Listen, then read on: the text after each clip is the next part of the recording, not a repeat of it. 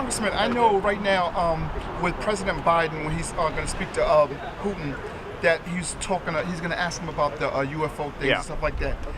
I think that's ridiculous. If the Russians had UFO technology, I mean, they would own us right now. They used to say that. I've heard people talk about how the Nazis had it in the Second World War. If they did, they would have won. That is ridiculous. It has to be something that's out of our galaxy. It just has to be if it in fact is real. And Congressman, you have always been a straight shooter. It's been like I know when it's been bipartisan, but the one thing I've noticed is doesn't matter which president it is, nobody ever talks about the. They always say they're going to do something about it, and then they get in office.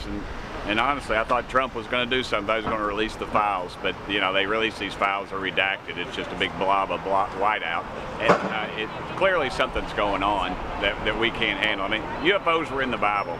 Read Ezekiel. It talks about the wheel flying around. So I mean, they've been around since we've been around, and somebody needs to come up with some answers. So even when something's supposed to be released coming up in a few weeks or months, what do you think is going to be in that? I don't believe it. I think Roswell was covered up. I think more people believe in UFOs than believe in Congress for good reason, because of the jackleg stuff we do like that. We talk about we're going to release it and then we never do, or we release something that's so redacted that it's just ridiculous. The Air Force had a release on Roswell, which was the big deal, I think, from '48, and the big cover up there.